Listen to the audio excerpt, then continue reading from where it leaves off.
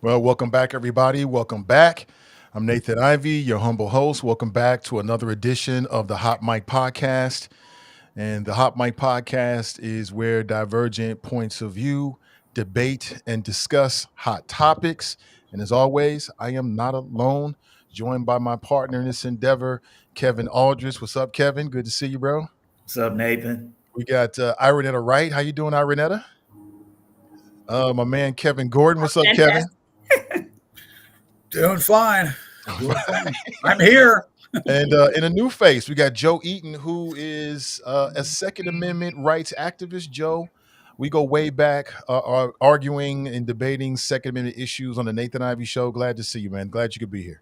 Glad to be back with you again, Nathan. Yeah, absolutely. And I know we're going to argue. I know we're going to disagree. Let's just get it out of the way, I'm sure. It's been a very eventful week with a lot of hot topics. We will hit some, not all, just because of time. We'll be with you probably about an hour, and we'll get you on your way on a Friday. But I want to start with a local story that has been getting a lot of conversation, and rightly so. And it involves a 15-year-old who was leading Greenfield Township Police on a high-speed chase. And unfortunately, it ended with at least one person losing their life. This happened over, if you know the city of Cincinnati, on North Bend Road near Thornhill Avenue at about 7:30 a.m. on Tuesday of this past week. And a man lost his life. And it's very, very sad. I mean, my thoughts and prayers and condolences go out to the friends and families of this man. I saw a news report of his mother, and she was, well, like any parent would be, just inconsolable, really caught up with the tragic loss of life. And with this conversation, in no way do I mean to demean or in any way exacerbate the emotions and feelings, but it is something that people have been talking about, and I want to talk about it as well. So apparently this 15-year-old stole the car in the Greenship Township area and was being pursued by Greenship Township. What's being reported is that the pursuit in terms of miles per hour got up to about 60 miles per hour. And then this young man, 15 years old, crashed into two individuals and then got out and on foot and was later apprehended by police. And he's being charged with multiple crimes. And they got a lot of question marks. People are wondering, like, what's going on with our youth? What's up with a 15-year-old who is stealing cars? But people are also questioning why the police are engaged in high-speed pursuit. So to get things started, I want to make a bold statement and then the crew can react. Here's the statement. This man and this crash would not have happened if not for the fact that this 15-year-old was being pursued at a high rate of speed by the police. I think it's fair to say that this young man is culpable and responsible, but so are the police that were pursuing him. What do you think? Yeah, Nathan, I would kind of disagree with you on that. I think we have to be very careful when we talk about instances like this in terms of blaming law enforcement for the results. Look, we got to say that whether he's 15 years old or not, anytime criminals create or are involved in criminal acts, they and they alone are responsible for what ensues. I'm sure when this 15-year-old um, uh, stole the car, police hit the lights on him. He made the crucial decision there to decide to evade and elude the police. Just his escape, and I mean, he probably left at a high rate of speed, already creates a dangerous situation that I think law enforcement just cannot ignore. Now, there's been a lot of debate, I think, particularly in recent years about, whether police should engage in these high speed pursuits. But I think the reality is once a criminal is caught and decides to flee, the public is already in danger at that point. And I think law enforcement has an obligation to try to do what they can to quickly sort of apprehend that suspect and bring it to an end. So I think we start with a bad premise if we want to try to blame law enforcement for this situation. I think we got to start holding criminals accountable for criminal acts and stop blaming law enforcement for bad decisions that people make.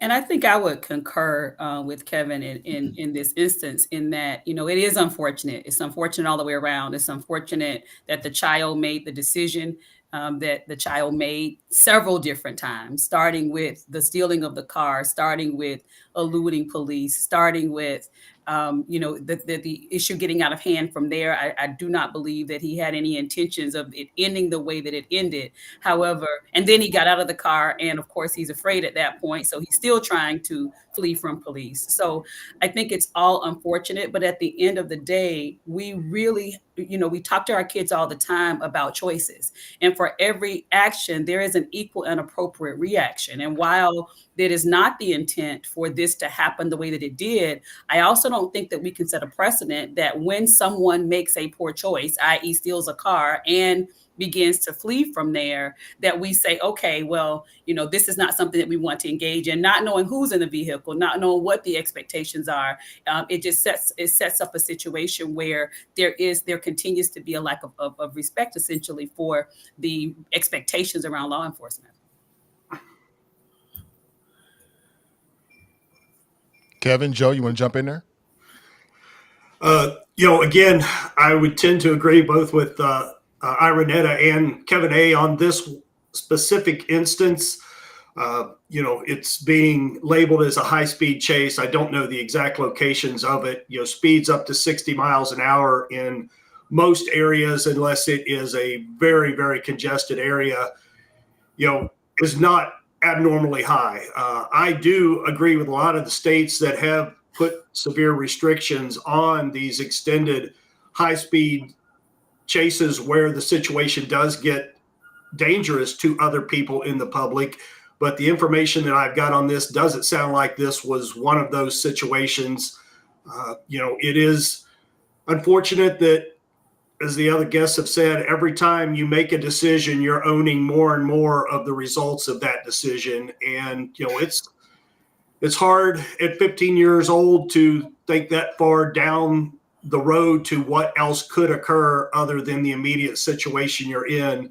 But relieving them of that responsibility, I don't think is going to get us the outcome we need. Yeah, I have to tend to agree with Iranetta and Kevin on this, that the decision basically falls on the individual who made that decision to steal the car, go on a high-speed chase. Now, as far as the police are concerned, when they get the call, they're looking for a stolen vehicle. That in and of itself, they're looking for this stolen vehicle. Now, it's not like, okay, we've got somebody in the car that has just committed murder and that, they're trying to elude, and the people are going to be in danger of that. There has been some discussion in the past with some of these law enforcement agencies where they will pursue up to a certain point, but once it appears as though that it's going to be a danger on the surroundings. And again, to your comment about where the location was it a highly congested area? Is it in a residential area, 25-mile-an-hour speed limit? Is it a long stretch of highway like a Coleraine Avenue where, speed limits can go 35, 45 miles an hour? But at some point in time, the police, after a certain period of time, could make the determination, how could this end? I mean, could this end badly? And if, we're talking about a stolen car, we're not talking about a dangerous suspect, so to speak. And there are other ways of tracking. There's other ways of, I don't know where all the cameras are located. I know there's these traffic cams everywhere because they're no longer doing the helicopters in the air for traffic in the morning and afternoon and that type of thing. So they could have possibly tracked this vehicle with the various traffic cams that are there and tracked it down that way. So I don't know all the circumstances, but I tend to agree that the majority of the blame falls on the person that stole the car. So when you say majority, Kevin, it sounds like what you're saying is that some of the blame is on the officer for pursuing. Could possibly be, depending upon, again, when we see these high-speed chases, and their videos are all over the internet, is the high-speed chase for a 45-minute period of time, a half hour, 15 minutes, 10 minutes, whatever. But again, the police officers, depending upon the circumstances, would see this car fleeing. And if the speeds get up to 60 miles an hour, I think 60 miles an hour on Coleraine Avenue is an extreme danger because you have all the traffic lights and the cross traffic and that. So at some point, if they survey the situation and say, this is kind of dangerous this is very dangerous in this area, we're going to back off. And so again, it depends on where the pursuit was. If it's out on the freeway, that's different. If it's in rush hour, that's different. So it's all depending upon, I think it was at 7:30. What was it? The times 7:30 in the morning. Well, there you're talking about the possibility of a high-speed chase in an area where there might be school zones. And that might, might want to back off at that point. So I don't know. I'm sorry, I don't want to cut you off. Go ahead, Kevin. No, I just, it depends on with it being the time of day and possibly during school hours, maybe they, don't pursue very long, try to get the person pulled over. But then I don't know, how long was the chase? Do we know? I'm a little surprised that to hear some of the responses, because to me, this is a clear-cut case of cause and effect.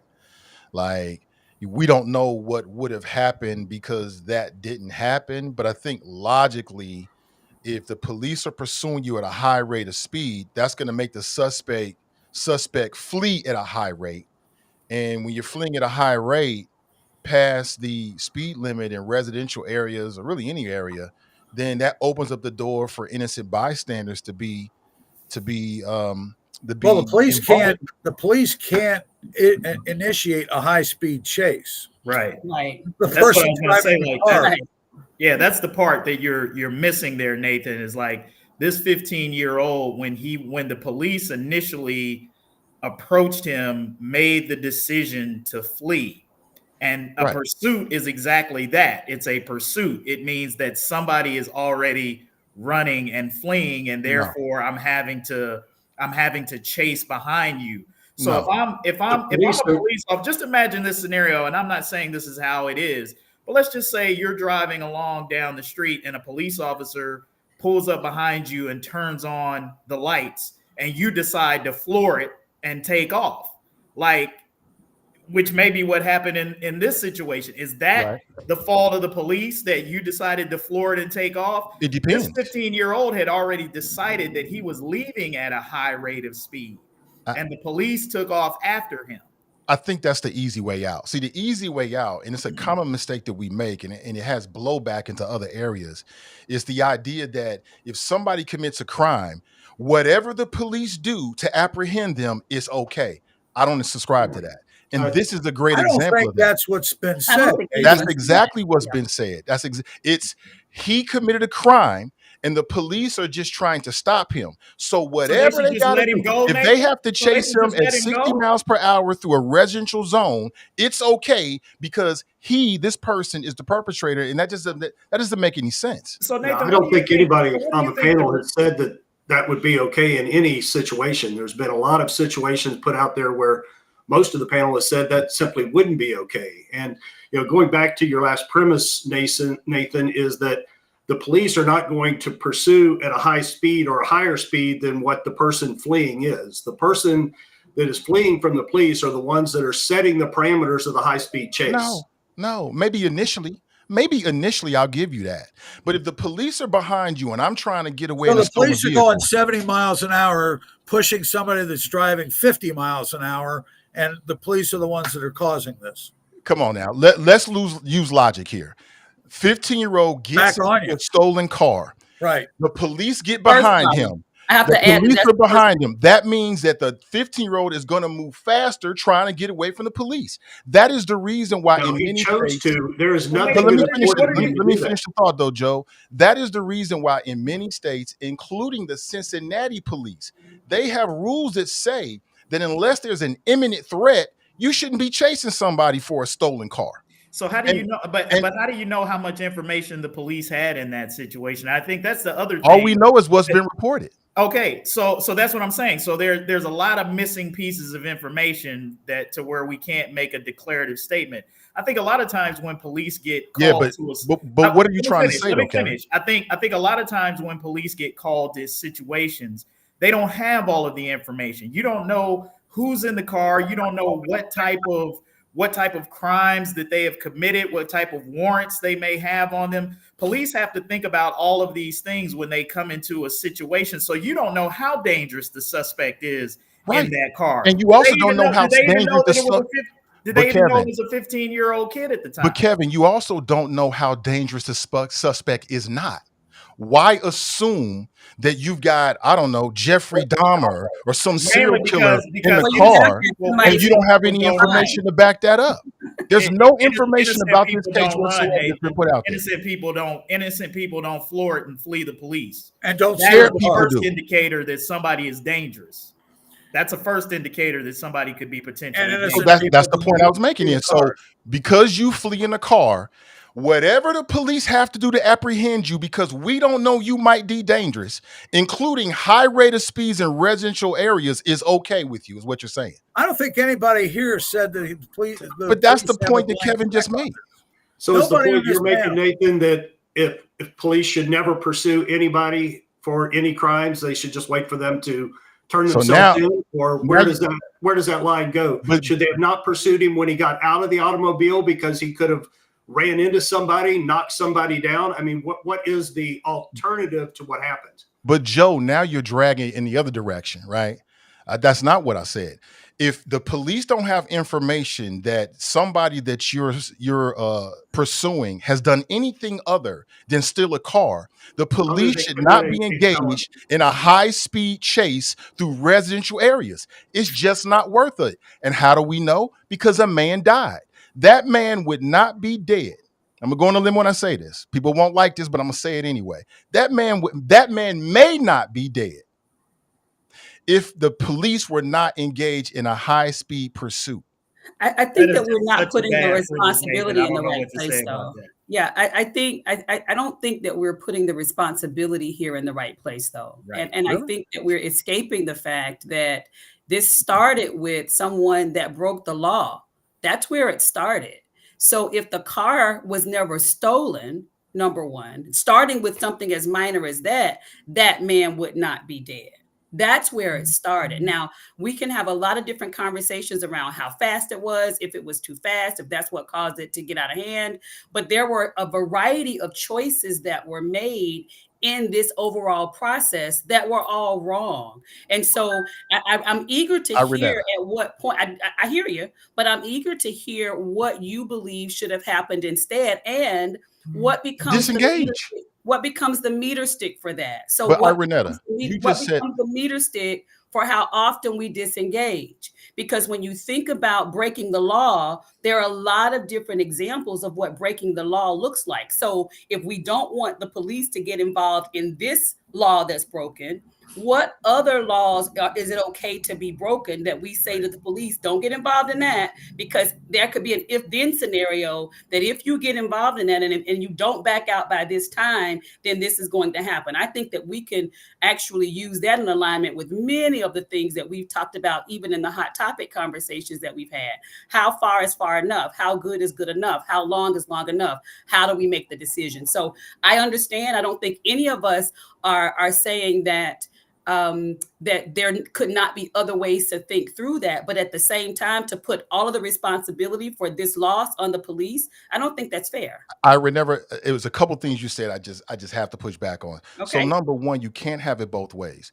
You can't say logically that if this young man had never stolen a car, then the crash never would have happened and someone wouldn't have lost their life, Why can without you not? saying Why can without you not? saying without saying that if the police didn't pursue him at a high rate of speed, then it wouldn't have caused a crash. You're There would wrong. be no, You there can't would have it be both no ways. reason. You're There would be wrong. no The reason. the act There of would the be act. no reason for a high speed anything if Yes, the initial action had never ever happened.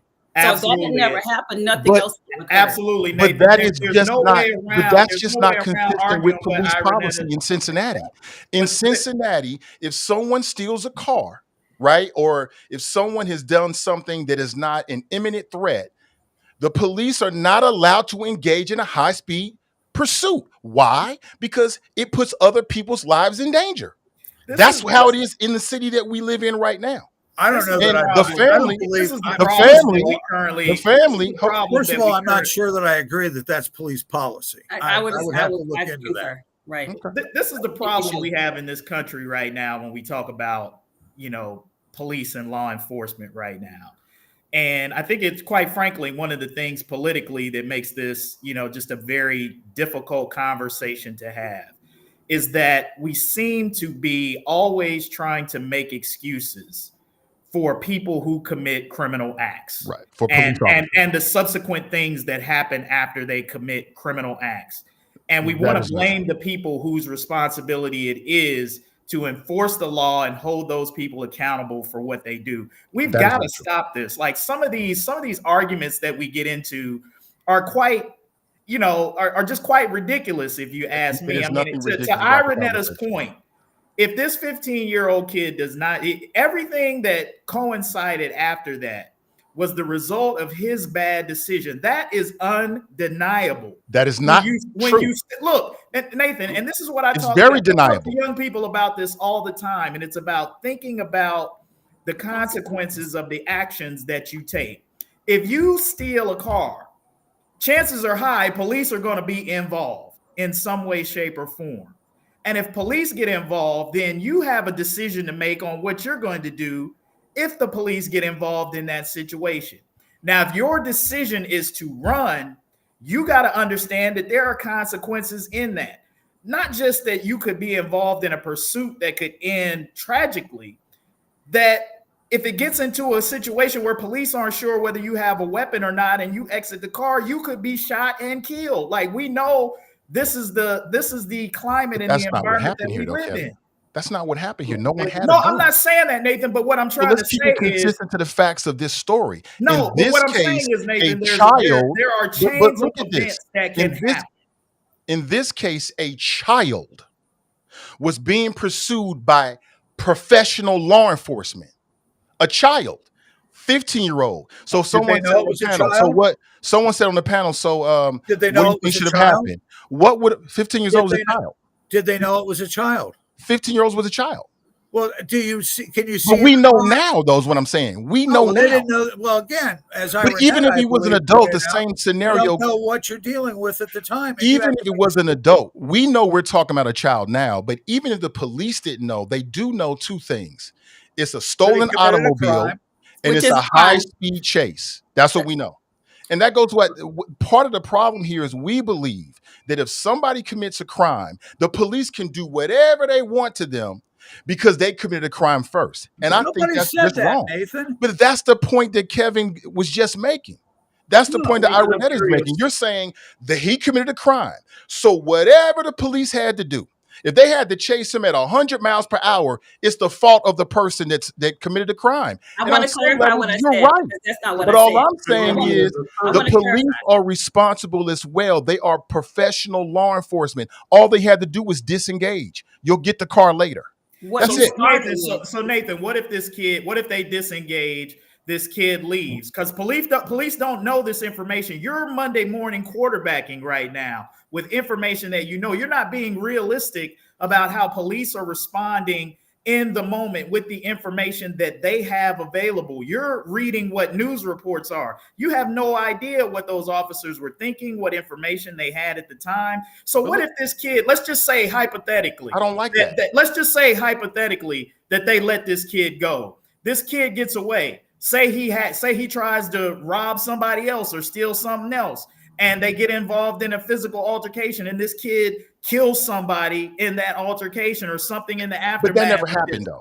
But see, now Nathan, you're justifying over policing. What I'm saying Now you're is you justifying don't police know what brutality. would have happened. But You don't Kevin, know what listen would to have happened yourself. if police had let him go. But listen You're to assuming yourself. that everything would Nathan, have been listen cool. to yourself. Right. Listen to Yeah, yourself. you're Listen to assuming what you're that saying. everything would have been cool. Li- Nathan, you are listen to what assuming you're that saying. everything would have been cool if the police Listen had to let what him you're go. saying. You're making my argument that once somebody commits a crime, the police don't know what they might do. So they can do whatever they want to do. No, I'm not in saying terms, they can do that's whatever. exactly the point you're But making, though. pursuing a criminal is not unreasonable. Like that's Nathan, not an you're unreasonable. Number one, his you're not a answer. criminal until you go to court. Number one, No, You- you until you're you in go a to car court, with people Say that around if until somebody you go to breaking your court crib. and a jury and or a Say that if judge somebody says that breaking you your committed a crib. crime, you're not a criminal. That's what y'all are not getting. Say that if He somebody was a breaking your suspect. crib, Nathan. Yeah. If they're Can you not a clarify criminal. then, Come on, Nathan? You bruh. made the Am statement. I wrong about something? I don't know. Where's your You car? you Nathan? have not. That Where's your young car man to parked? this point has not been Where's your car charged parked? guilty I of want to any borrow kind of it crime. for a few minutes. Well, he's going to be. He's We- going to maybe be. maybe so, but that's the point I'm trying to make. A suspect is a suspect, not a criminal. Not until you go to trial. But let me read a quote from the family of the young man who lost his life. In the article that I read, they clearly had an issue with the 15-year-old and made a desperate plea for parents out there and the community members to do what they can to deal with their children. But then he also said, quote, that they are also pointing a finger at the police, questioning why officers pursued the teen at high speeds through a school zone in residential areas. What was Quote, the age of the person kids, that died? quote, this is a quote from the mother of the man that lost his life. Quote, kids I are thought the going to guy school. that died was 69 years old. No. I think he was Quotes, 28. he was 28. What? Quotes, 28. kids are going to school. It could have been way worse than what it was. And we feel like they just don't even care, just with the aspect that they haven't reached out. And then he also talked about going through residential areas. So the parents who just lost their child, the mother, she's looking at it saying, look, yeah, this 15-year-old caused this situation, but the police should have given more thought about pursuing a high-speed chase, because look at what happened. She lost her boy. So it's not just me. How long This is the was victim's the chase? family. How long was the chase? I don't know. It was All long right. enough for somebody to lose their life. Well, And that's what I'm saying. so This in ain't other me words- talking. In other words, the criminal is always okay. They can do what You're quote dragging you, it. They can You're do dragging it. whatever they Nathan, want that's to do. exactly what You're you're dragging doing, it. man. You are- That's exactly you are not doing what the I said. exact I've same never thing said They can do that. whatever they want to do. No. You are doing the exact same thing. Bro. Absolutely You are not. doing the I'm exact very same clear thing. about where I Never said that, stand. But you made the statement that he But- did. And then I'd like to, if you maybe you can explain then, you stated earlier that they initiated the high-speed chase. They were forcing him to go faster and faster, and they had no other Right. information other than he was a felon for stealing a stolen car. Is there wasn't a line felon. or any information that, in your mind, if they would have had more information, that would have justified them to pursue for a limited amount of time, an extended amount of time, or as soon as the pursuit starts, regardless of what information they have, they should not I continue? I think that if the police get a phone call saying that there was a stolen vehicle, and that's the only information that they were getting, But and what they get, information would change that? I don't know. It's irrelevant because I want to keep it consistent to what we know and what's been reported. I don't want to deal with the ifs and buts per se because I don't know. We could all speculate. But what I'm saying is that if the police get a phone call saying, look, somebody stole a car, and they get behind this individual, whether they know it's a minor or not, and this person starts to go at a high rate of speed through a residential area or getting near a In your residential opinion, a high area, rate of and the speed. only information they have is that the car was stolen, they should disengage and we'll catch you sometime later So and Nathan, leave it just like that. here's But what again, I'm you're gonna take. assuming it was a high rate of speed in a dangerous situation. It just wasn't an unprepared driver or a kid that was not capable of even driving at excessive speeds that are not a high rate of speed. I mean, these exceptions can't be made. The police officers are trained to protect the public to the best of their abilities. And if in the officer's opinion, he said, yes, this was excessive speed, then you're exactly right. They should have shut down and disengaged at that point in time. But the officers continued that. And, again, we're only going on the information that we have, that they were not seeing that as excessive speed or a dangerous situation up to the point that the crash happened. And I think the only other thing that I will add at this point is, and starting with the car being stolen, the officer pursued the vehicle. At that point, the individual knows that the officer is attempting to make contact with them. So of course they know that they're wrong at that point because they have committed a crime, right? We know that they've committed a crime because they're in a stolen car, and then they proceed to accelerate. And so I do understand the concern or the question around the limits and how far that goes. And I don't know that I have all of the answers for what the in-betweens were. But what I want to clarify for what you said was, what I said, what you shared was that it was the officer's responsibility or fault, so to speak, that this person was dead. And that is what I disagree with, because the officer did not initiate any of the issues that occurred. And so while I don't believe that the child, and now we know that it's a child, right? I don't believe that the person in the car expected for it to end the way that it did. I don't expect that the officer expected for it to end the way that it did. But none of that would have started had there not been the breaking of the law to start with. So not going along the lines of what you're sharing, that whatever an officer does, if someone breaks the law is okay. That's not what I said. What I said was, it is not the police officer's sole responsibility that this individual is dead. I never said it was. I said clearly it's the 15-year-old, but the officers involved share some culpability as well. Here's why I don't agree. Here's why I don't agree with that, because this is the part that just doesn't seem to be penetrating. And I love the fact that we're talking about stopping what ifing, but this whole conversation is a what if. If the police didn't do this, the guy might be alive. So you can't say stop what ifing when the whole premise of this question is an if question, right? Well, I can when you're bringing up hypotheticals outside the context of the conversation. But here's what I'll say. This is the part that just doesn't seem to be penetrating here, is the fact that this 15-year-old, by the simple fact that he was confronted by the police, made the decision to flee at a high rate of speed. He made that decision. So what? Do you think if the police had, after they cut off the sirens and he took off flying, that if the police said, you know what, we're not going to chase him, that he would have stopped driving that fast, Nathan? Absolutely. Oh man, come on, man. Come on, Nathan. Yeah, I do believe that. But that is, I believe that when, man, listen, you ever play tag? Have you ever played tag? He's going to usually when you play tag, though, you're not with the stolen. Have you ever played tag? Same thing as stealing a car. When somebody's chasing you and they're running fast, you run faster. It's a very simple concept. No, Nathan. What we're this saying isn't a game of tag. This is a criminal and police officers. Exactly. Yes. And that's why you have to think about other factors like, wait a minute, we don't want to cause a crash and kill some innocent bystanders. Exactly. 25 miles an hour, the police should have shut down at that point in time, because that's excessive speed in a school zone and should have let the kid drive through. So what now? You saying if it was 25 miles per hour? If the person fleeing had entered a school zone and was driving 25 miles an hour, which is excessive speed in a school zone, police officers should have shut down because that's clearly excessive speed. But he was driving 60 miles per hour. We know those. We know that. That's what's being reported. I guess I also, this is Exactly. the last thing I'll say on this, but I guess I also have some concern in thinking of, just interacting with law enforcement.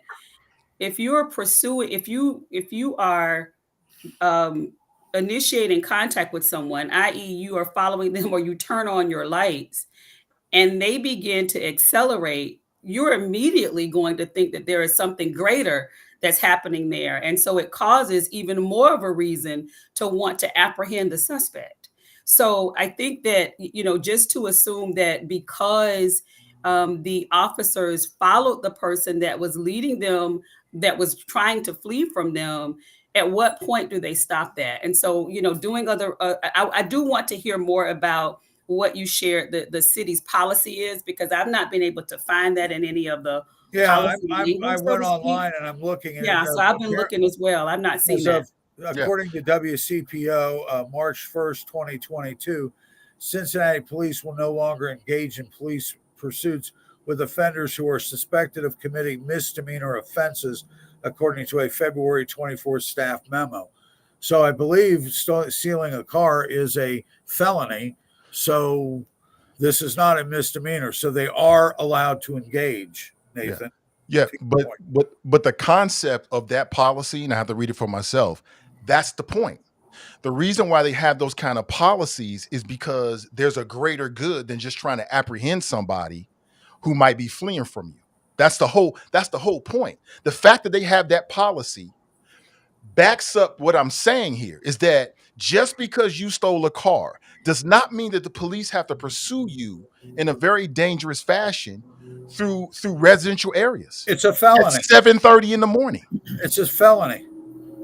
And you're assuming it was in a dangerous fashion. It just wasn't a mistake And on you're the. assuming it was I'm not residential assuming area. anything. Two people one person is seriously injured. Well, Nathan, Another you person assumed lost it their was a life. residential area. Mhm. Say what now? You assumed it was a residential area. I'm not assuming. That's what's being reported, Kevin. That's what's being reported. I I'm not just think assuming anything. I just think it's a bad argument to say, hey, somebody commits a crime and the police It's try the to law enforcement apprehend that fault. person who committed a crime and they're responsible. I think the only person responsible for this You're dragging it. is that 15-year-old. I didn't say And the there's police. and there you'll never be you won't convince me otherwise. I don't want to convince you. And I mean and the family, no disrespect to the family. I want to make sure I'm clear on that. They're entitled to feel how they feel. They've lost a loved one. So I'm never going to sit there and tell them that they are wrong for feeling the way that they feel. These are just simply my opinions and my points of view. And I just think we head down a dangerous path when we start saying to police, don't pursue criminals. No one's ever said that. Well, no one's ever said that. You're dragging it. Second guess. You're going to You- try to second even- guess every aspect of that. Yes, I think, yes, and, yes. and I just don't That's- think I yes. just don't think that's fair. In It this is case, I don't completely think it's fair. It is completely In fair. some cases, it might be fair. In this all case, I don't cases, think it's fair. completely fair to second guess the actions of police. That's our job. We pay their salary. They're supposed to take input from the public on what they do and how they interact with us. That's the job. It's completely fair. What I think is dangerous is this idea that if somebody commits a crime, a police officer can do whatever they want to do. Nobody Nobody has said ever that. said that. Nobody That's said the that. point That's you guys what have been you're making. I don't saying. think you really realize it. That's That's the what you point keep you've saying. been making. That's what I'm hearing. It's like, well, he stole the car, so we got to chase him at 100 miles per hour in a residential neighborhood. Nobody said that. He If wasn't. you're Nathan, they hearing weren't something chasing If him. we different, gotta you're chase hearing him You at like to 60 stick to the miles per facts of the hour, case. They if weren't we chasing got to him at chase 100 them at miles an 60 hour. miles So per don't do hour that. at 7:30 a.m. in the morning, Don't we do all that. know that's They a wasn't critical driving time. 100 miles an hour. Schools, people are going to work, kids are going to school, 7:30 a.m. in the morning, residential area. It's okay because he stole a car. And I just don't think that's fair to us, the public. It's not fair to us, but we will have to agree to disagree. That was a very spirited debate. Listen, we got to talk about Hurricane Helene. And as I'm reading, and maybe someone has more up-to-date facts, 232 people lost their lives across 6 different states tens of thousands, if not more than that, in terms of overall damage. A very, very serious natural disaster. And state, local, and federal government all have various responsibilities when something like that's happening. And I thought it was very, unfortunately, par for the course for Trump, but I thought it was very interesting this week. Oh, here we go. Trump. Here we go, Kevin. Let's get to it. I thought it was very interesting this week Trump when, syndrome. yeah, let's get into it. When Trump told, and he got called out by this from various folks, was telling a lot of lies about the Biden-Harris administration's response. I got a couple clips I prepared for you. I want you guys to check these out. And then I've got a question for you. All right, check this one out. They stole the FEMA money just like they stole it from a bank so they could give it to their illegal immigrants that they want to have vote for them. We're missing $1 billion they gave them to the migrants that came in, and now we don't have the money. We'll do it, but they don't have the money to take care of. That's why they're giving you lousy treatment in North Carolina in particular. Yeah, and none of that is true. I mean, it's all lies. You know, no one has stolen $1 billion. The Biden administration is not taking money and giving it to migrants. But I guess this is all, you know, campaign fodder. I want to play one more clip for you, then we'll get to the conversation. They're offering them $750 to people whose homes have been washed away. We give foreign countries hundreds of billions of dollars, and we're handing North Carolina $750. Now, the only thing that he told the truth about it, in fact, is that there were $750 disbursements that were made to the victims of Hurricane Helene. But these were emergency funds that were quickly available to victims of the hurricane so they could buy whatever they need to do immediately to get by. That would There's be been a lot of available fact to them checking. within 2 weeks. There's been a lot of fact checking on it. And not only is that $750 been made available to them immediately, but there's also a lot more money coming in from the federal government as well to help them. But my question is, what is the value in lying about the hurricane response? Is this just pure politics?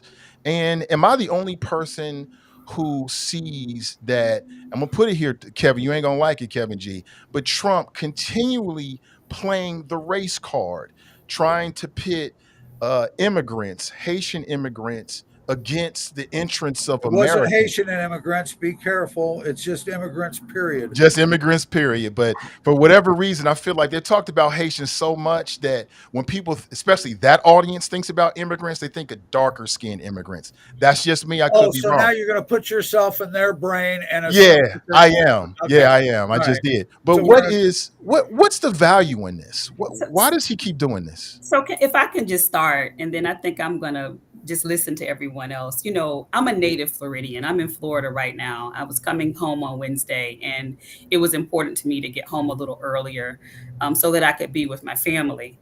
And thinking about, you know, the Siesta area where this particular hurricane hit, there were individuals there, and you can go and fact check it, go online, you can look at the information there, that heard some of this rhetoric from him and opted not to leave the area, even though it was being recommended that they did so.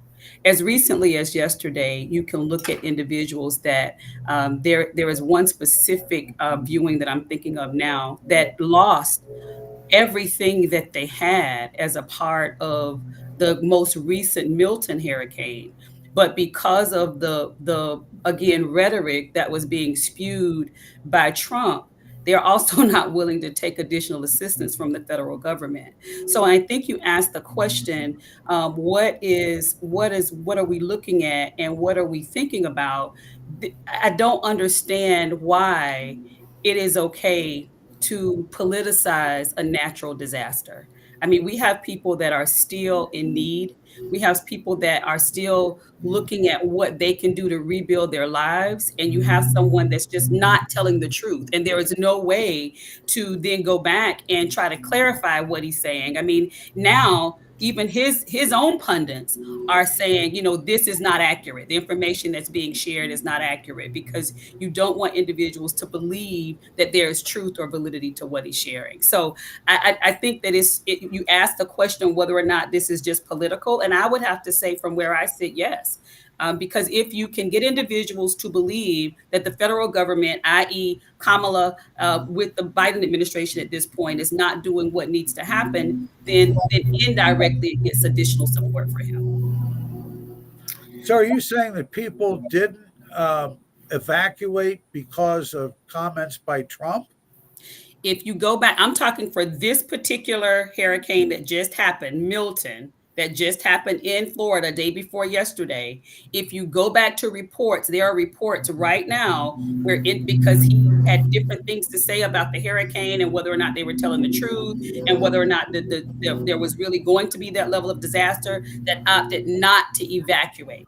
They made that decision. Well, that's a whole different thing, because I didn't hear anything about this not being a particular disaster. Only comments I've heard from Trump is the federal response, and especially when it comes to North Carolina, not Florida. The people in Florida, the disaster response down there from DeSantis and the way he set this up was outstanding. You probably should write a book on that. But as far as the severity of the hurricane, if you're saying that Trump, I would love to see that quote, because that, I believe, is untrue. Maybe possible. Hey, that's all you're going to say, Kevin A? I mean, Kevin G? Well, you're not going to talk about your boy telling lies? If you want me to say something else, okay.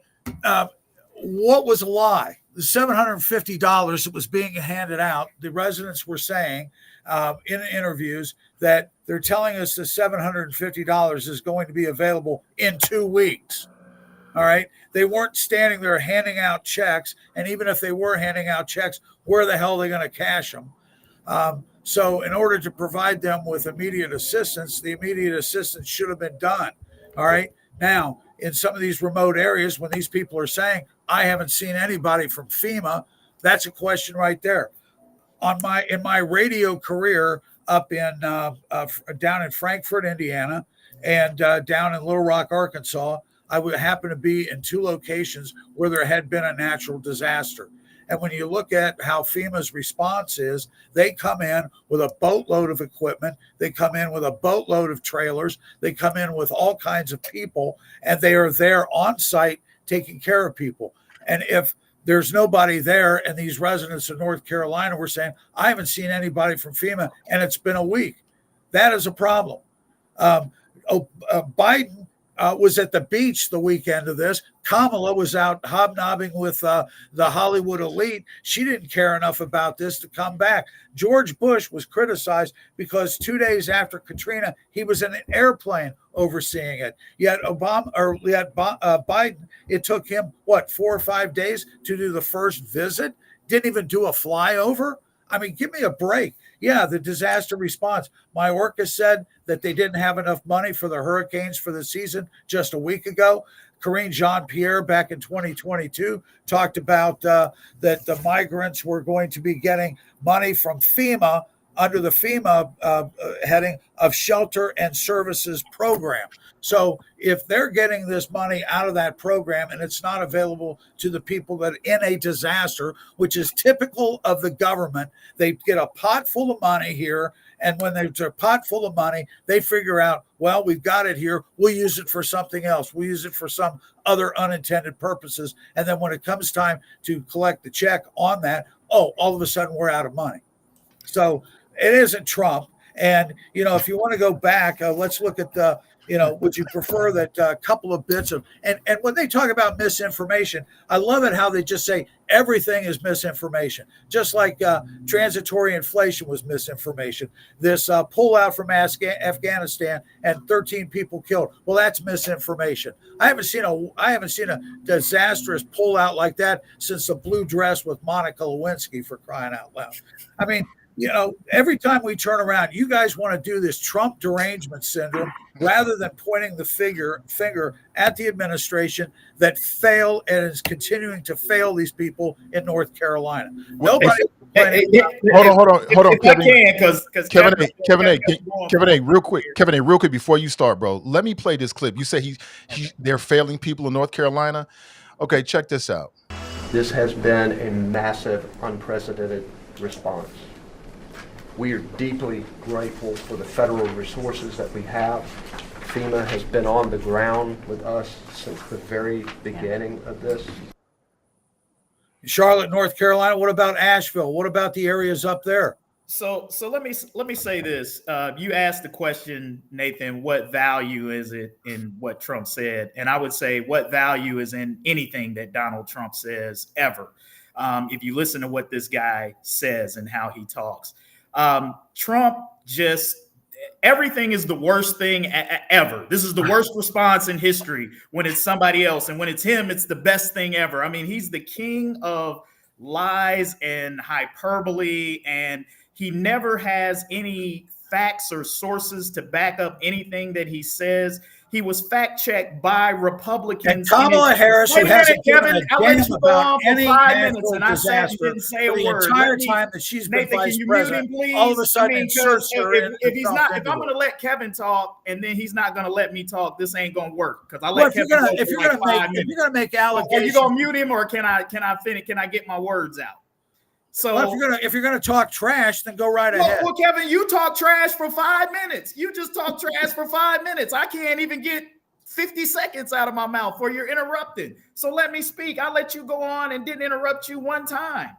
Look, Donald Trump has been fact-checked by Republicans. You just heard in the clip that you said that they said what he said about the response was not true. Here's what I would say is that there are 2 times where I think that you should not politicize things. That's when the country's at war and in natural disasters. And I think anybody with any sense of couth or caring about individuals knows that you don't politicize those events. Nobody is saying that FEMA's response was perfect, or that every war that we get into is not being critical or is not worthy of some area of criticism after the fact. But I think when we're in the midst of these situations, misinformation, lies, being critical does nothing to help the people who are in dire need. Donald Trump doesn't care about any of those folks down there. He sees this as an opportunity for him to score some cheap political points, and that's all that he cares about. The fact that he drugged the immigration thing in it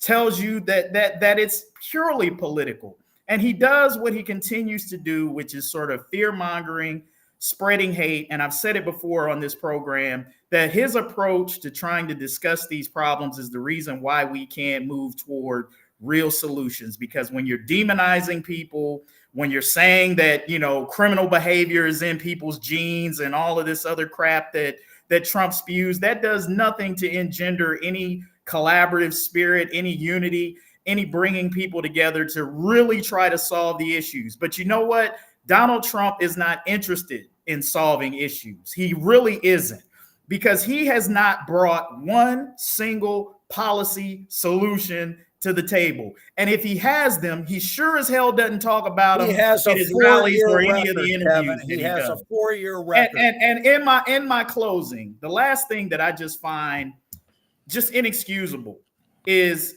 everybody know when Trump tells these lies and when he says these outrageous things, his supporters always say, oh, this is just Trump being Trump, right? Like he gets a pass that no other politician in the history of politics has gotten a pass on.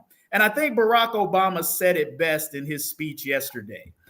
How far we have fallen in a country when people are so determined to win that character no longer matters, that truth no longer matters, and that we're so desperate to win that we will fall for a snake oil salesman con man who's spewing fear and hate. That's who we would put up to represent our country. It's a sad indictment on what we've become. I'll leave it there. Joe, you want to jump in there, Joe? Well, there was a lot said there, that's for sure. I see why you have those two on. That keeps the excitement level high. Just to circle back to a couple things that Nathan, you asked the question, then Kevin asked it also. What good does it do for Trump to say things like this? I mean, this is the example. We're still here talking about it. We've said the name Trump dozens of times, and that's exactly what politicians do 30 days out from an election. Circling back to Iranetta's comment about the people not leaving this time, I'm sorry, if you're taking disaster relief advice from Donald Trump, when I would not take directions to the grocery store from Donald Trump, you got to find experts. You got to listen to experts. So I have a hard time putting that back on Trump. Going back to the lies and what's not lies. And Kevin, you're absolutely right. Every politician out there will exaggerate. They will frame things exactly the way that they want to. And, speaking to this specific situation, it's hard to call it a lie because, number one, FEMA has only offered them $750 at this point. Number two, there was $1.7 billion that FEMA did have at one point in time that they diverted to the shelter and service program. And, again, that's the way government works. If you don't spend that $1.7 billion a couple of years ago, you can't come back and ask for it plus more next year. Would FEMA at this point in time be able to do more if there was an extra $1.7 billion in their accounts? I mean, we're guessing at that point, but I'm assuming an extra $1.7 billion would not hurt the response at this point in time. So again, there's always that line of what is true and what is not true, and calling this just flat out lies, I don't think is a truthful statement. Did everything he say match 100% with reality? Absolutely not, because there's not a politician out there that gives you the absolute truth on every statement they make. So I'm going to jump off, Nathan. I have to leave, but I do want to add one thing. And Joe, I would agree with you around the statements for individuals not leaving, but at the same time, or taking recommendations or advice from him. But at the same time, I would say that would be accurate if it were not for what occurred on January the 6th, because I don't think that any of us would have ever thought that a person would be able to encourage individuals to go in and commit an insurrection in the White House. And so at that point, while it seems like and that's a lie right there, Iranetta. I would disagree with you, Kevin. You have your opinion and I have mine. And so I would disagree with you in terms of that. Listen to the speech. In terms of all of the information that I have seen and that I've observed and that I've researched on my own, I believe what I've actually seen. So if it were not for that and for the encouragement of those things, I would agree with you. And I would hope that the American people would get to the point that they are not able to, that they are able to make their own decisions and not continue to listen to the lies and the rhetoric that is being shared by this individual who definitely does not have. And by the spoon-fed regurgitators in the mainstream media. So I hear you, Kevin, but I disagree with you. Thank you all so much. Enjoy your Friday, and we'll see you. I'll see you the next time. All right, Iranetta, have a great weekend. Thank you. Yeah, most def. I feel like I need to sane wash. You know what I'm saying? I'm sane washing because. No, I want to ask you a question. Yeah, go right ahead. Kamala have come back from to Washington. Who we talking about now? Kamala Harris? Yeah. Okay.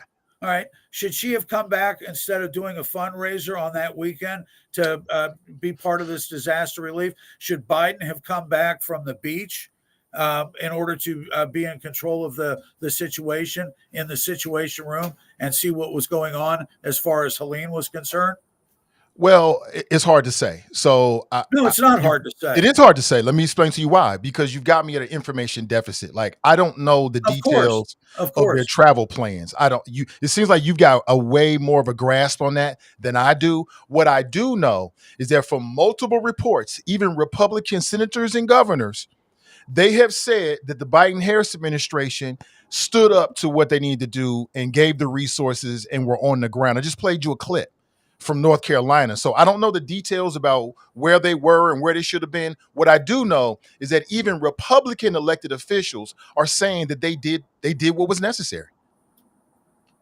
And I also think that some of that too is stagecraft. Okay, look, there's no president where a situation hasn't come up during their administration where the public has second guessed should they have been somewhere versus being someplace else. It happened to Trump, it happened to Obama, it happened to George W. Bush. When these types of situations come up, leaders are in different places. They're doing different things when things come up. I think the important thing is as opposed to a photo op, or whether this person is just showing up because that's what we think we need to see as Americans. The important thing is the work getting done? Is the response being had? Those are the types of things that we should be talking about versus politicians trying to score political points by saying somebody was on a beach or Trump on a golf course or this person here or there. It seems like parties always conveniently forget when their guy was off doing something else, in the midst of a natural disaster or something like that. So I think, to a certain degree, some of that stuff is overplayed. It's irrelevant. What we really should be talking about, which is fair game for conversation, is what is the government's response been? Yeah, well, okay. I agree, Kevin, that when was the last time Kamala Harris showed up at any natural disaster of the last 3.5 years? All of a sudden, we're a month away from an election. She puts on the windbreaker and shows up so that she can insert herself. She was the vice president, Kevin. She's got nothing to do. Wasn't the president. All right? And then she picks a fight with Ron DeSantis and whines and cries because Ron DeSantis won't return her phone calls. He's in the middle of one of the biggest natural disasters in the history of Florida, and he's handling it. He doesn't need her assistance. She's not in the network as far as who you need to contact. He was in contact with Biden. Biden was on the air saying DeSantis has done a great job. All of a sudden, Kamala wants to insert herself in and make herself relevant. But Kevin, you can't criticize her. You can't criticize in one voice. You can't criticize Kamala Harris and say, where was she? And then in another voice say, when she's trying to get a hold of the governor and can't get there 7 days after the fact. You can't be critical of her for trying to be there, and then you can't be critical of her for not being there. That's the type of hypocrisy, Kevin, in these arguments that's just maddening. And the hypocrisy is her being there in the first place, Kevin.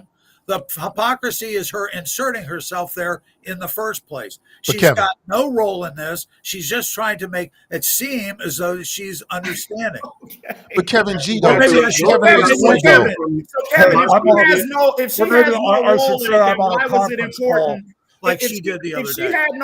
If she had no role in Florida, then why was it important for her to be in North Carolina? It doesn't make sense. Why would she have a role in North Carolina and not in Florida? She doesn't have a role in North Carolina. Say what? She doesn't have a role in North Carolina. So then why were you critical about her not being there and being at a campaign stop? She could have come back to the situation. Why? She has no role. Supposedly it's the Biden-Harris administration. Come on, man. Yeah, the only thing I want from my president in these type of situations is a statement saying we've got the best people, we have an efficient government, and we have enough funding to help the people that are out there. Unless Kamala or Trump, either one, can go run a bulldozer or a backhoe or a boat, there ain't jack that they're going to do to help them people at this point in time. What they need to do is to get a government that runs efficiently. 2 days after they the need fact. to quit squandering the funding. Kevin, let Joe finish. I can't hear him. They need to make certain that we have government programs that run efficiently. They need to quit squandering the money on other things that aren't related to what the government is supposed to be doing for us. And when these disasters happen, I don't care where they're at. If they are doing their job, and none of them have done it, I do say doing their job. Right now, Trump's job is a candidate to try to get elected. Kamala's job is a candidate to try and get elected. But a true executive officer is going to be able to give a statement that we have these people in place. This is happening. We had prepared for this. And that has not been the case for 30 or 40 years because the government is so inefficient, so bloated, and just looking for ways to continue to spend tax dollars so they can get more tax dollars and more tax dollars. And when the disasters happen and the government programs do not work like sensible people think they would work, they have ammunition to use against the other party. And that's the reality we live in. I think it's a little deeper than that. So like, I do want my leadership to show up. I want to see you at the site because it makes me feel like you care, whether it's you're doing it for a photo op or not. I want to see you passing out, supply bags. I want to see you with the galoshes on. I want to see all of that. That's a part of we live in a visual world. I want to see that because it makes me feel like, oh, this person cares. So I think being there for leadership, being side by side with the people that on the front line disaster is very, very important on all levels. So I don't you're care going if to you're give the Trump CEO of a credit for nonprofit going to or a Georgia? for-profit. You want to feel like your leader is right there in it with you. So I think it's very important to show up. But Joe, I got problems with what you said, buddy, because I played a clip for you of Trump clearly lying about somebody stealing $1 billion, and you tried to mishmash it and say, oh, well, $1 billion just no. Trump lied and said that they, implying the Biden-Harris administration, stole $1 million, just like he said. He said just like they stole it from a bank, which is not true. And the $750 that was given out for the victims of the hurricane was just the first line. There's a lot more money coming down the line toward them as well, and that Not needs saying to be that, but stated. today $750 is what they have been offered. I don't know if that's true As of today. today, there was $1.7 billion from FEMA that has been diverted to sheltering immigrants. But which that is not the true. Federal Emergency Management That is not Administration. true. That is not true. Well, then It certainly is. Karine Jean-Pierre lied back in 2022 when she said that's exactly what they're doing. But this is 2024, so I'm not sure what your point is. The point is if they diverted the money, the $1.7 million or whatever the number was back in 2022, it's not there in 2024 when you need it. So to say that, that this money wasn't stolen, okay, maybe the term stolen wasn't appropriate, but misappropriation funds, if you take money from, well, now maybe embezzlement would be the better idea. Embezzlement? Because if you, all right. Look, Kevin, it's okay. Look, Kevin Aldridge, here's what's wrong with a that question type for of you. language. If you have a budget and you take money from one department and put it into another, and then when that department needs that money, what is that called? That's misappropriation. No, it's not called misappropriation. That's not called misappropriation. This is the problem that I have. Here's what I like about what Joe said, even if I might disagree on some aspects of it. Is what I think is fair criticism is to say, is the government efficiently using dollars, right? To say that you stole or misappropriated dollars versus saying, hey, we're spending money over here when we should be spending it over here. Okay, that's bad decision making. That's bad budgeting. It's not theft. It's not embezzlement. It's not misappropriation. It's okay, maybe we got some bad decision making, some bad budgeters in Washington, D.C. I think that's a fair argument for people to have. But when we use this hyperbolic language, these bloated languages, it stops us from having reasonable conversation. That's not true, Kevin. And that's look, not true. because we can say this. We can say this. Look, it's not and true. Americans feel, this is one of the things that works in Trump's favor. There are a lot of people in this country who sort of have an America First ideology that we should be spending all of the money that we have on Americans first, and then whatever we've got left over, the rest of the world gets. So you'll have people who will talk about money that we're spending in Ukraine and money that we're spending in Israel. And maybe if we weren't spending those dollars over there, maybe we would have had more money for FEMA to respond to. You can go throughout the federal budget and have these conversations about where we're spending money and could we be spending it someplace else? And those are reasonable conversations for us to have or to have debate or for politicians to decide. But I think when we start talking about stealing money and that kind of stuff, that doesn't help. Lastly, Nathan, I'll go back to you, is I agree with you to a degree about politicians showing up at the scene and kind of showing people that they're there with you and that they care. I do think there's an element to that, but I also think that there's a high element of stagecraft. Look, Donald Trump showing up in Puerto Rico and throwing paper towels at people, I don't need that, right? I don't need to see that. That to me is the type of stagecraft and stuff that some politicians use that gives you the sense of insincerity, that you're showing up for a photo op. That is what I don't need. That's in the way. Like if you're actually there crying with families, leaning on families, doing what you can do as a politician, even if you're out there helping clean up some of the debris, which most don't. But if you're out there doing that, that's fine. That lets me know you're in it with me, that you care. But just simply showing up for a photo op, you can save that as far as I'm concerned. Well, of course, you're depending upon the spoon-fed regurgitators in the mainstream media as to what they are focusing on when somebody shows up at that particular site.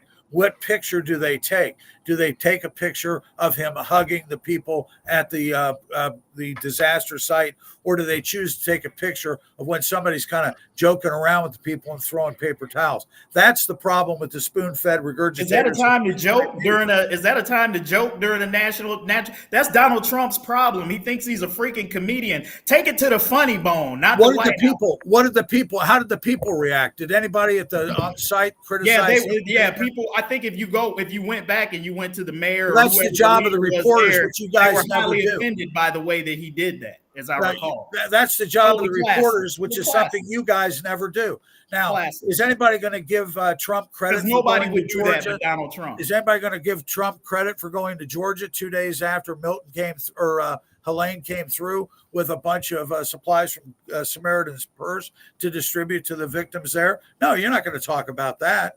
Give him credit if he in fact if he did that, I give him credit for it. Okay. So since you guys don't do your homework and you're in this Trump derangement syndrome, where anything that Trump does good, you're going to ignore. But we just said it was a good thing, Kevin. What are you talking about? If he did it. If he did it. Listen, I live in a trust but verify world. When you're a liar, Kevin, right? You always got to put that caveat in front of it. If it actually happened, because who's the bigger liar? Let's back up here. Who's the bigger liar? You've got Trump. Kamala Harris, Trump. For 4 years lied about Joe Biden's cognitive skills, talking that he's the sharpest guy in the room, he's the smartest guy in the room. This is the biggest cover-up. What do you expect for her to say, Kevin? What? You expect her to undermine the confidence of the U.S. presidency? I mean, she did. She took one for the team. You expect her to get up there and say, you know what, so Joe is going through a cognitive decline. You understand what that would do to the standing of the United States? Come on now. Seriously, why do we have a 25th Amendment, Nathan? Why do we have a 25th First of all, Amendment? I don't think any of us on here are psychologists, and I have not seen any report that says Joe Biden, medical report that says Joe Biden. Well, for God's sake, here. Look at him when he was running. Look at him when he was vice president. Look at him when he was running, and now look at him today. And you tell me that you don't see some sort of cognitive decline, that he doesn't even know where he is. I see it in Donald Trump too. I see it in Trump too. Donald Trump too. Talking gibberish about Hannibal Lecter. Trump derangement syndrome. You're in Trump denial syndrome, Kevin. There it is, Kevin. Trump denial syndrome. Listen, did you guys get a chance to watch the 60 Minutes interview with Kamala Harris? You mean the cut and paste? Yeah, the cut and paste. Yeah. I spend all my time watching the Hot Mic podcast. There you go. Well listen, okay. Shortly after that interview, Kevin, let me finish. Let me get to the next topic so we can hit everything. So shortly after that interview, I was on Facebook and I saw a meme. And I'm going to show this meme to you, and I want you guys to react to it. I think this meme is true, and I want to get into what I think are double standards in terms of how the media reports Donald Trump as opposed to Kamala Harris. But check out the meme. Kevin, you about to hit the roof. Trump ducks second to base. Trump ducks 60 Minutes. Media, why is Kamala hiding? I mean, I heard this over and over again about how she's hiding. She's not doing enough interviews. And then when she do the interviews, it's cut and paste. They don't ask her difficult questions. But here is the meme. I want to get your guys, the panel's opinion about first this. Of all, is this true to you? The premise of the thing should start off with Kamala ducked the first debate. There was a debate scheduled for Fox News on September the 4th, and she was glad to take the money from Joe Biden. She was glad to be selected, not elected. She was glad to do all the endorsements, but she wasn't willing to accept the agreement to have a debate on Fox News on September 4th. So let's talk about that. But do you know why? Yeah, because she's unprepared and she can't do it. Well, so you don't think it has anything to do with the recent history of Fox paying down, nearly $1 billion lawsuit because they were telling lies? Serious? Are you going to talk about the credibility of Fox versus the discredibility of CBS? No. But before we get to CBS, are you not aware of that, Kevin G? Are you not aware that Fox had to pay this huge settlement because they were telling lies? Telling lies about what? About the voting machines. Okay, now, well, if you want to talk about that, let's put that off on a subject. But do you realize that did happen? All right, fine, Yep. but let's talk Okay, about that. so on maybe another that day. has to do with the Let's fact. talk about that on another day. But when you've got a CNN that has 95% negative coverage of Trump and 95% positive comments about Kamala, and he chooses to accept that because he's got the cojones to do that on CNN, he's gone on these interviews at these places. Well, you and- said he won the debate, so what's the big deal? Well, why wouldn't she go on Fox? Because she's scared of Fox? Because she doesn't think they're going to treat her nice? Because they're proven liars. She can't even handle a softball question from The View, for God's sake. What would Because you they're do proven different? liars, Kevin. Maybe She that's goes, why. What? What news organization isn't in this day and age? I mean, Well, you know, don't do that, Joe. There you go doing it again, trying to equivocate everybody the same. No. yeah, you tell me Fox where they're is not different. the same. I mean, the spoon-fed regurgitators on MSNBC, CBS, and all of them, all they are is a talking arm of the DNC and a propaganda arm of them. When have they ever done any investigative journalism on their own, as opposed to what they're handed talking points from the Democratic Party? Are you serious? All the time. All the time. Media organizations do in-depth investigations all the time. Look, Donald Trump has look, one of the great things that he's done, and he's pretty much done this into every major institution that we've had in this country, is sort of cast doubts and aspersions on it. The media, the electoral system. As well they should. I mean, he's thrown shade on all of these things, and now has people second guessing actual proven. Kevin, you guys have done that to yourself. That's not to say that the media doesn't have its problems, and certainly as a working member of the media, you know, I'm critical sometimes of how we do things. But in terms of purveying facts and truth, I think most media does hold themselves to a higher standard, certainly than some other organizations. Here's what I would say. Than Fox News. Here's what I would say. Donald Trump has an advantage. MSNBC, Donald CBS, Trump has an NBC, Nathan. advantage. Get off because this crap as far as Fox News is concerned. If you want to talk about false reporting, where was NBC, CBS, and all these with the kid from Covington Catholic? What about the reporting there that they paid millions of dollars as far as those lies are concerned? Look at all the lies and the misreporting that they've done in there. Don't tell me that CBS is holier than thou and compare that to Fox. I'm sorry. When you look at Fox. So here's what I would say, Kevin, is you've got to understand what the difference is between news reporting and commentary. Okay. And that is the part of the equation that most of the American public is missing. So when you tune into Fox News and you watch Hannity, or you tune into MSNBC and you watch Rachel Maddow and some of these other talking heads that they have on there, these are people who are giving you commentary. Now, what they'll do is they'll bring on reporters, actual news people who are reporting the facts. They'll have them come and say, hey, here's what was said today. Here's what was reported. Here's what we found. And then they spend the next 45 minutes telling you what they think about the news that was just reported. So one of the problems that we have in our country is the American public is not savvy enough to be able to separate commentary from actual news reporting and facts that are being presented by the media. And that's what people are getting tripped up on. I don't listen to anything Sean Hannity, Rachel Maddow, or quite frankly, pretty much anybody else who wants to tell you what they think, right? I am smart enough to look at the facts, to look at the information, and come up with my own conclusions. It's great. I might listen to what you say. I might agree with you. I might disagree with your opinion. But the difference is when what Americans have to do is learn to be able to separate what is news reporting versus what is commentary and opinion, and we do a bad job of that. Do you think George Stephanopoulos is a journalist? Do you think David Muir is a journalist? Do you think Dana Bash is a journalist? No, these are propagandists, and these are people that have an agenda that pass themselves off as journalists and allow themselves to be called journalists when in fact that they are basically opinion people. And you won't find anybody. You won't find Jesse Waters. You won't find Greg Gutfeld. You won't find Hannity, Laura Ingraham that call themselves journalists. They talk about themselves as a talk show host. They don't. They don't try to pass themselves off. And That's if true. you go back to NBC, when NBC had a modicum of credibility, Tim Russert was one of the only people that really had some credibility. I didn't like all the interviews that he did. I didn't like how he treated Republicans versus Democrats in some instances, but at least he was a true journalist. He wouldn't go on and anchor the news. He had his meet the press, and that was it.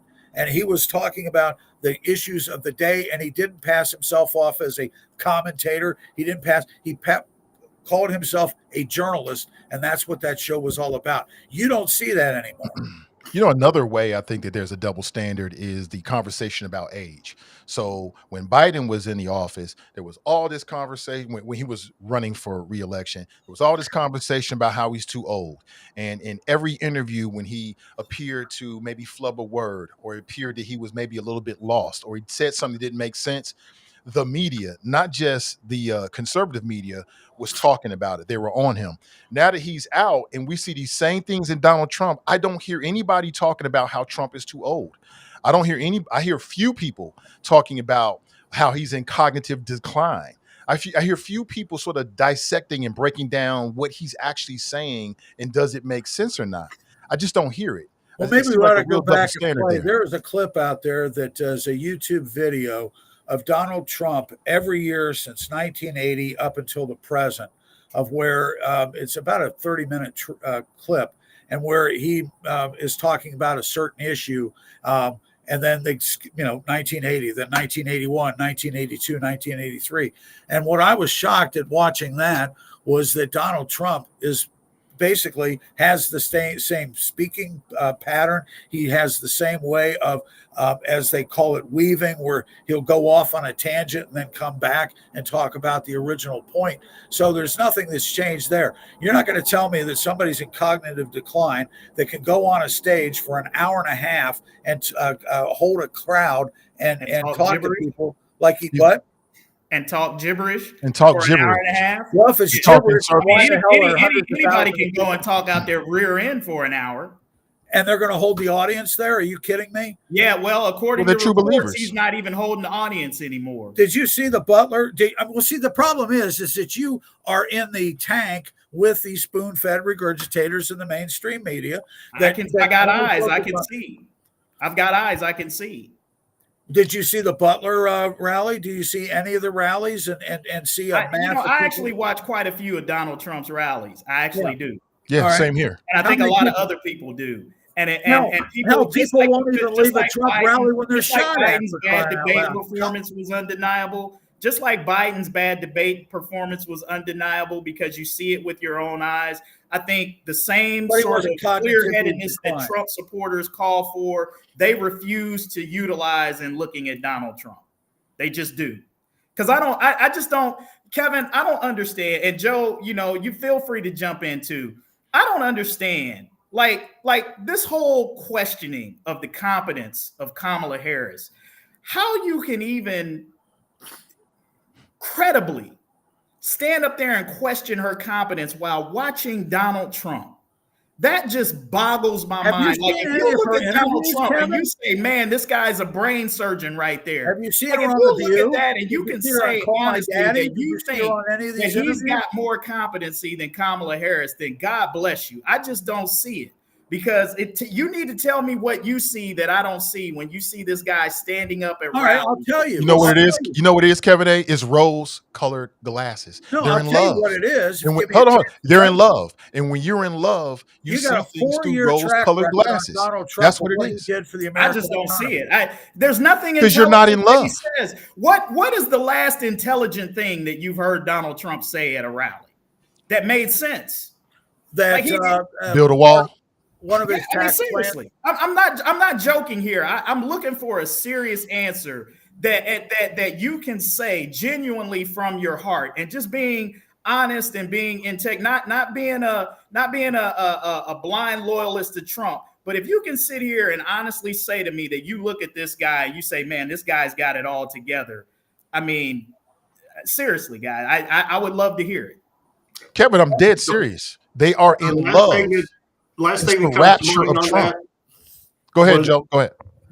No, going back directly to Kevin A's question, One of the last things that he said that really, I guess, gave me encouragement that things could change is when he talked about the starting of a government efficiency type of panel or some type of office that will get the government, as I was saying earlier, doing the job that we have given them the right to do. And that, I think, is the key. I mean, you look back to his last 4 years in there, and he came in making the promise of cutting 2 regulations for every one new one that was introduced, and that just excited me to death.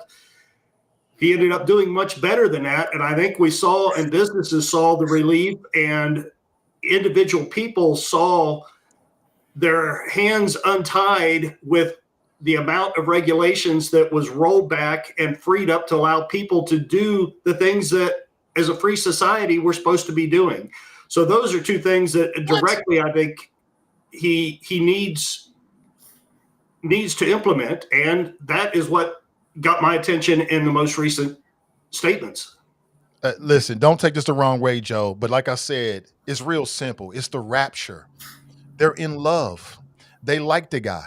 And as human beings, when you like somebody, you're much more likely to fill in the gaps. Here's what he meant. Look in a mirror. When you're in love with somebody, you're more likely to overlook their bad behavior. When you're in love with somebody, you're looking at them through rose-colored glasses. All you see is the good things.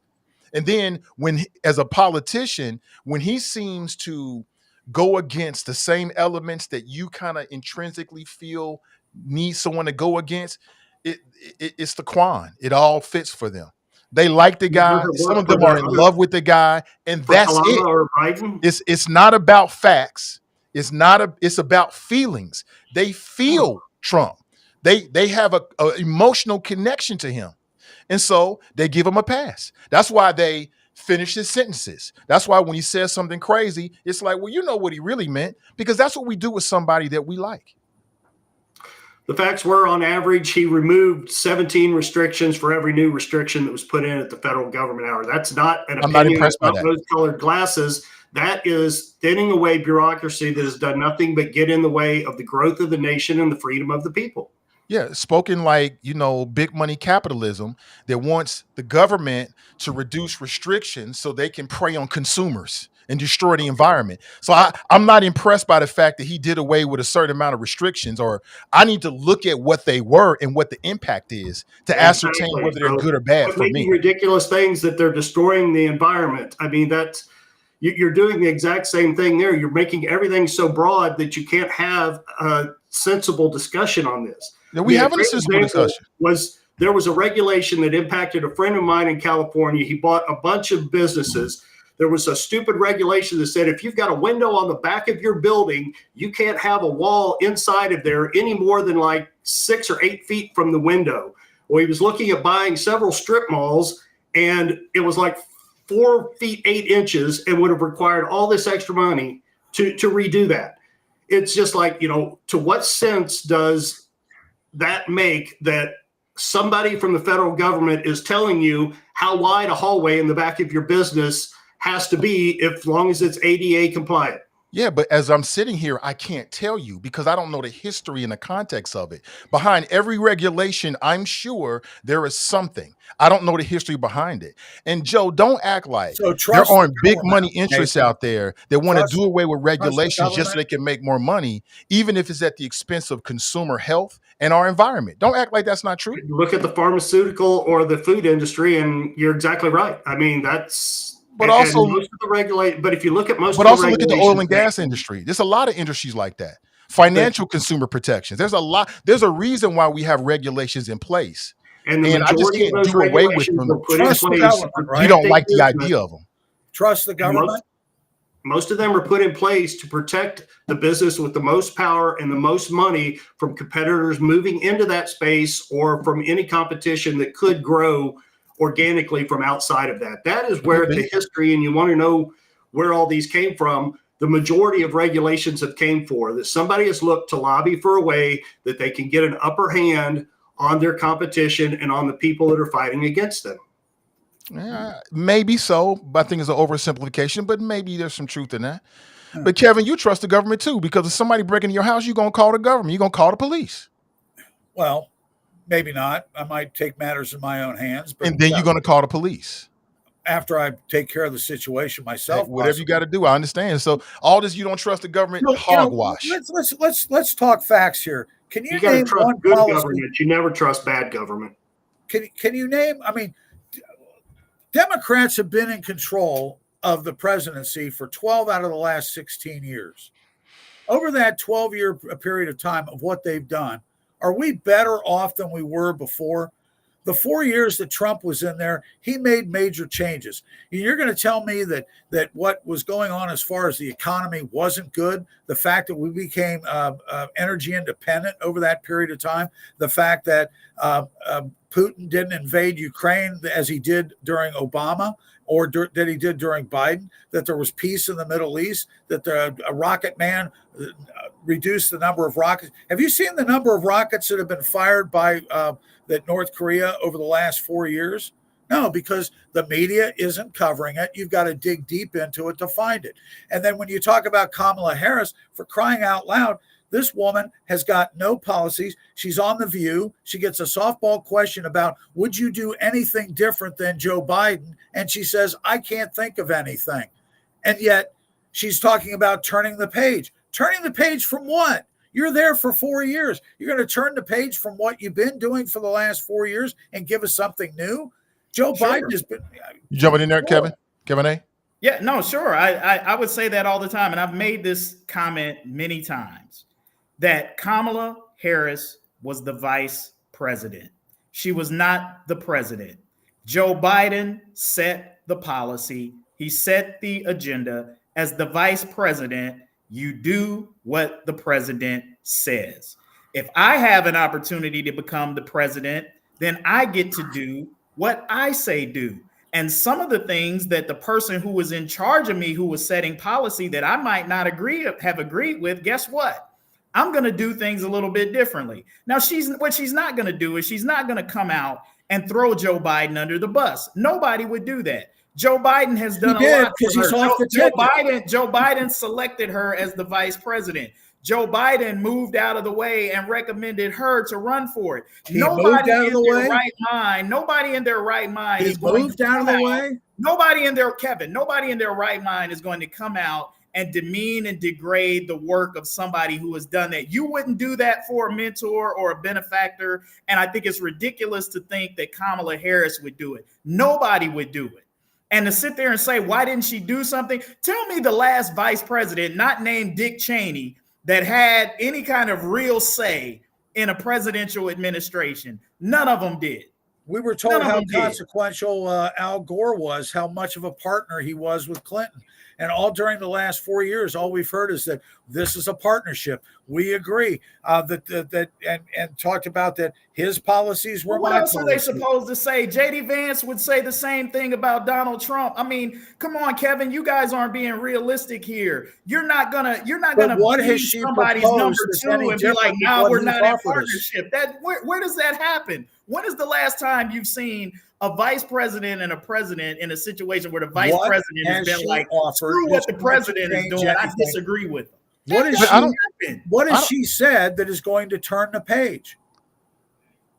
Well, she's talked about a lot of different policies. Well, Biden's already turned the page. She disagrees with everything that Biden did. No. And what she's talking about turning the page on is specifically the Donald Trump type of politics. That's what she's talking about. When she talks about turning the page. Okay. So let's be specific about what she's talking about. Less regulation. You know what this is? Turning the page on Joe Biden. She's talking about turning the page on the type of politics that Donald Trump traffics in. I see. Yeah, I mean, the Republican Party is very clever.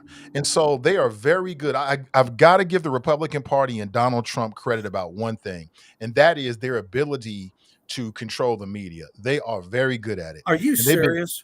They are excellent at control it. And, Joe made the point earlier. He was spot on. He's like, I'm like, well, why? What's the point? What's the value in telling these lies to get us talking about them? And How Trump the is really, hell do really they good at control the media? reinserting himself into the news cycle.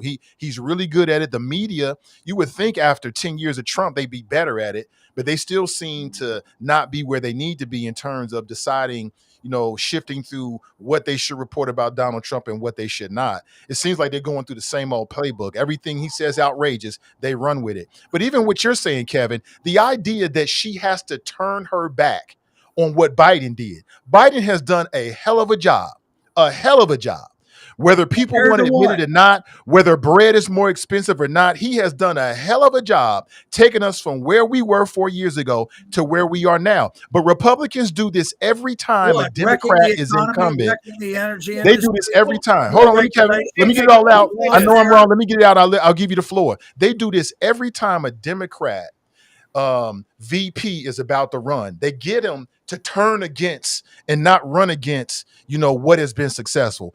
Bidenomics has worked. The Inflation Reduction Act has worked. America is in a much stronger position now by all economic indicators that are credible. Rose-colored glasses.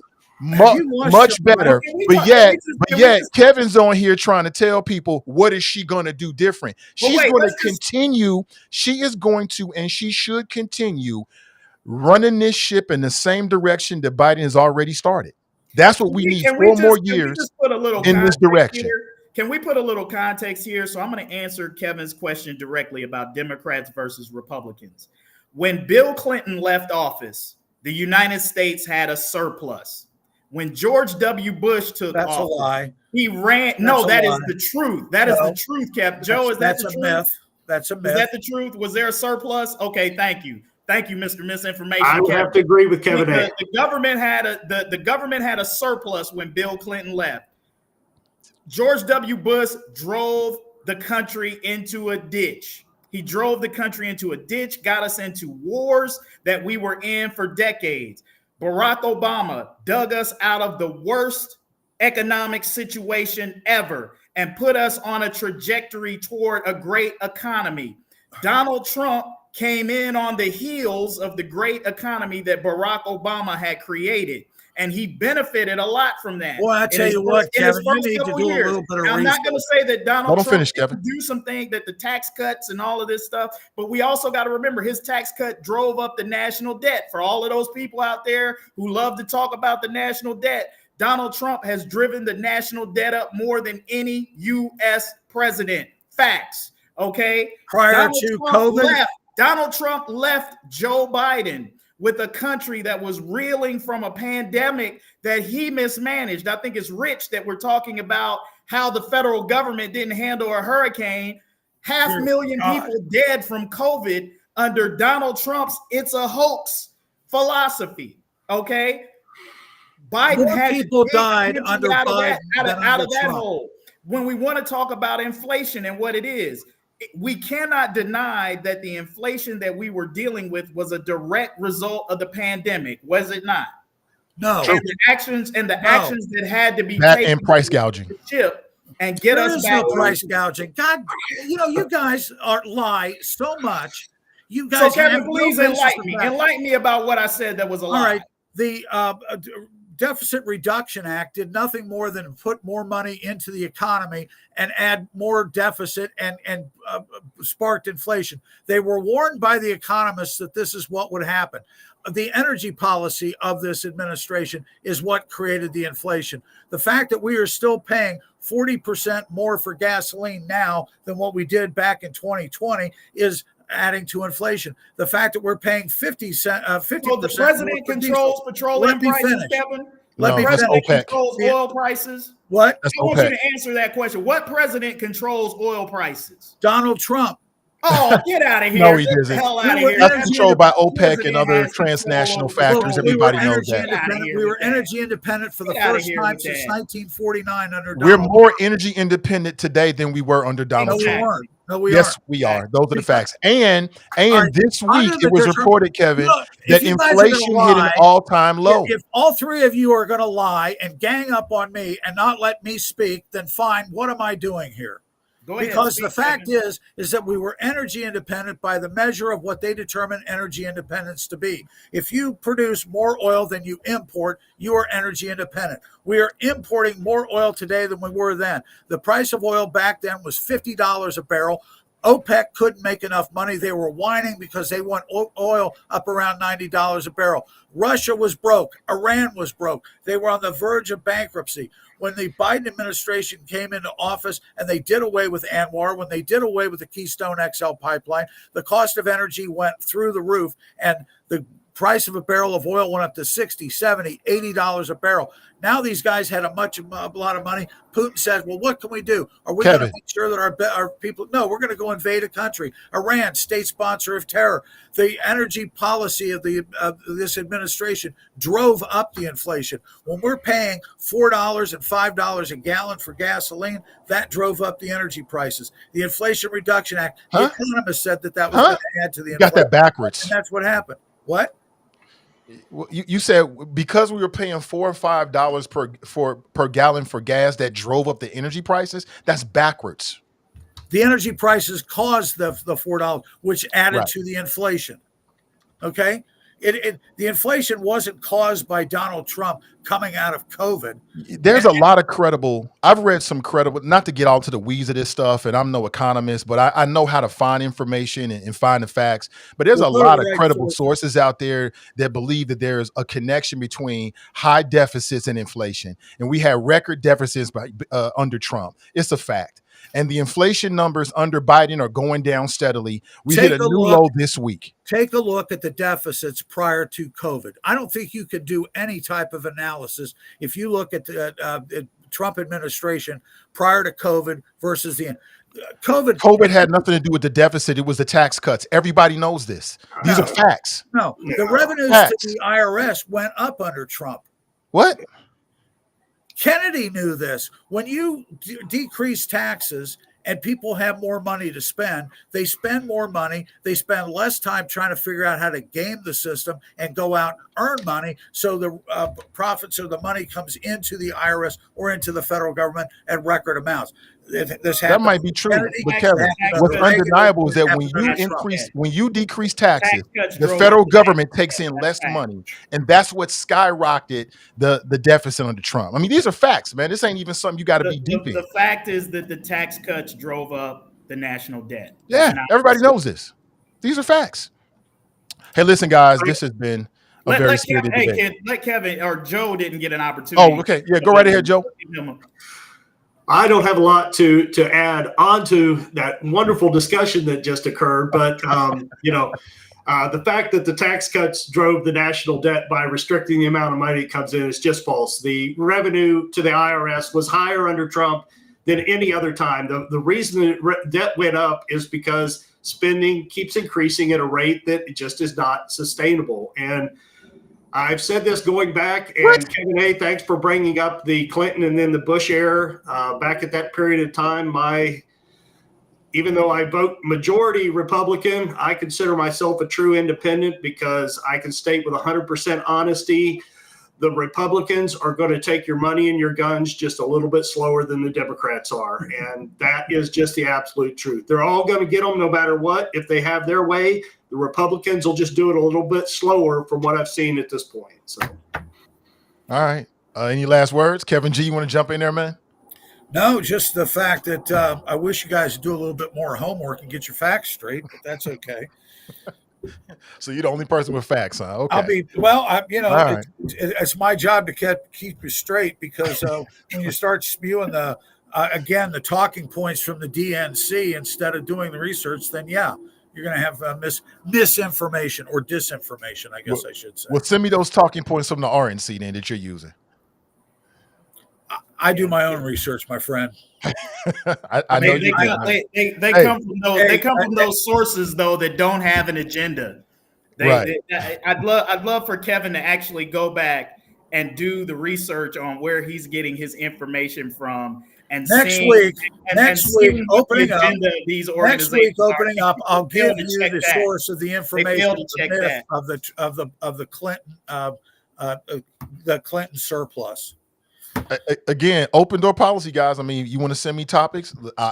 There is definitely going to be a bias in the topics if they're just coming from one source. Absolutely. So, Kevin, Joe, whoever, if you've got questions or a spin that you want us to get into, by all means, send it to me and we'll put it on the show. You know what I'm saying? I don't need to be the only person that comes up with the topics. And I think, Kevin, if you're feeling like they're biased, maybe they are. They definitely are. Well, then send me some topics and we can get into it then. Absolutely. Open door policy. Hey, here's what I'll say. I even though I disagree with Kevin a lot of times, and you know, I respect the debate, the point of view, and this is what the point of the show is for people to hear, you know, various points of view, hear the debate. We get passionate about it, but you know, we do it I mean, I have fun when I do this, and I actually even love it when Kevin and I come out in the beginning and we actually agree on something in the beginning. I think it makes for a much more interesting down the stretch debate when we get to the parts that we don't agree about. But I didn't think I was on Nathan's show when everybody started off agreeing. I thought there was a mistake there somewhere. Yeah, it happens. It's happened the last couple of times me and Kevin have been on. We've actually ganged up on Nathan. Yeah, Kevin, I meant to mention to you the fact that article, that opinion piece that you wrote about CPS and CPD. Yes. You may have to in danger of losing your liberal card on that one, my friend. Well, how you know he's written that article? Yeah, we had a good conversation about that. Hey, listen, everybody, thank you so much for your time. I know everybody's busy. I really appreciate your time. To the audience, please share and like this on Facebook, and in particular on YouTube. If you're on YouTube, we're on YouTube. We really want to grow our YouTube channel, Hot Mic Podcast HQ, as in headquarters. Hit us with a subscription and tell people about the show. A little bit something different. We hope you get into it. And, you know, as they say, the truth is somewhere in the middle. We can always agree to disagree, but we just want you to think. So have a great week.